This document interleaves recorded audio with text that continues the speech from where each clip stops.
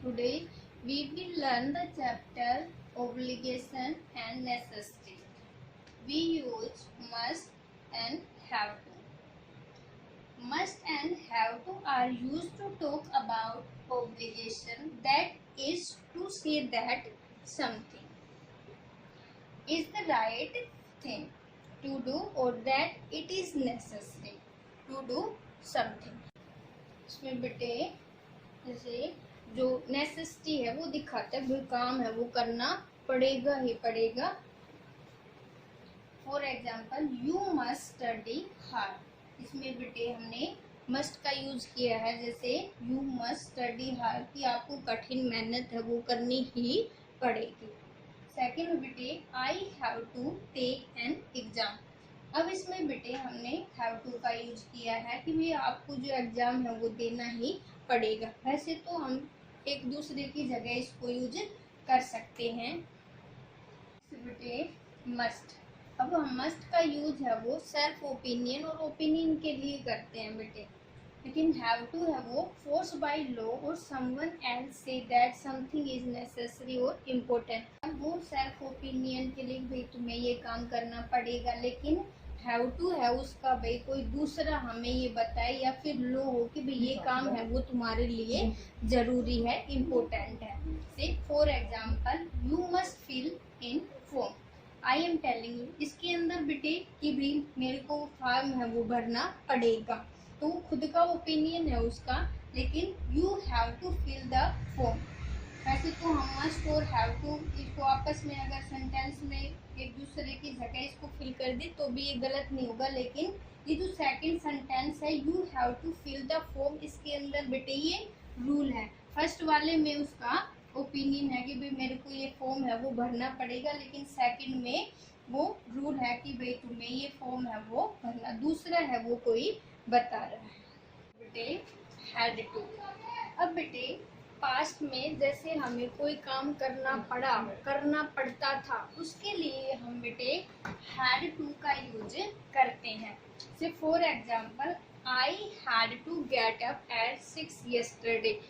मुझे 6 बजे उठना पड़ा. तो हमने यहाँ पर बेटे हैड टू का यूज किया है. अगर हम ये कहें कि मुझे 6 बजे उठना पड़ता है तो I have to get up at 6. अब हम उसमें हैड टू की बजाय हैव टू का यूज करेंगे, क्योंकि हैड टू है वो हम पास्ट में करना पड़ा या फिर करना पड़ता था. अब बेटे negation and question have to. अब नेगेटिव जो सेंटेंस है बेटे उसमें क्या है, सबसे पहले सब्जेक्ट डू नॉट. हम प्रेजेंट में आपको पता है हेल्पिंग वर्ब में यूज करते हैं. डिड नॉट जो है.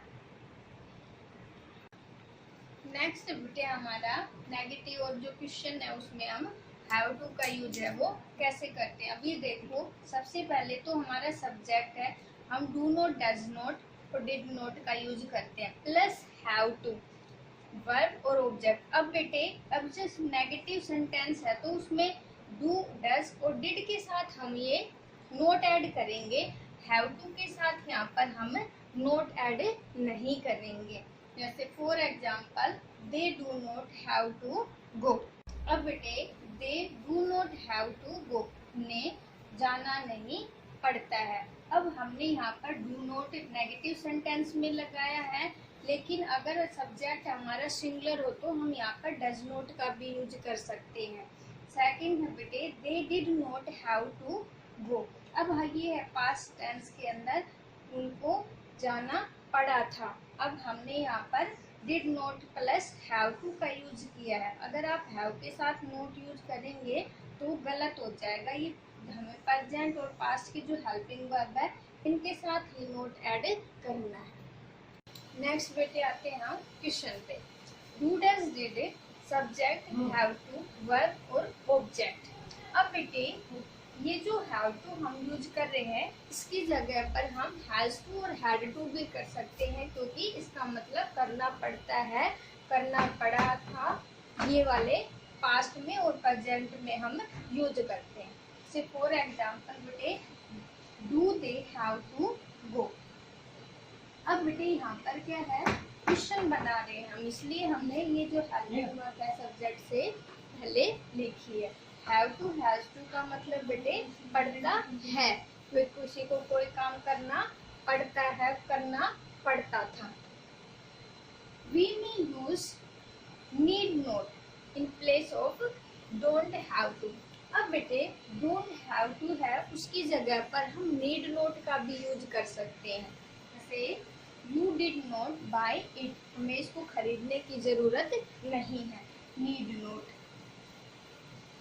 सेकंड है बेटे you don't have to buy it। अब दोनों सेम ही है बेटे, लेकिन हम need not है वो do not have की जगह भी यूज कर सकते हैं। सबसे जरूरी है बेटे जैसे have to, has to और had to का मतलब, had तो पास्ट में यूज करते हैं, इसका मतलब इतना है बेटे आपको वो काम करना पड़ता है तो प्रेजेंट में, और पड़ता था तो वो पास्ट में। और ये ध्यान रखना है बेटे do not have to है इसकी जगह पर हम need not का भी यूज कर सकते हैं, दोनों ही ये सेम है। थैंक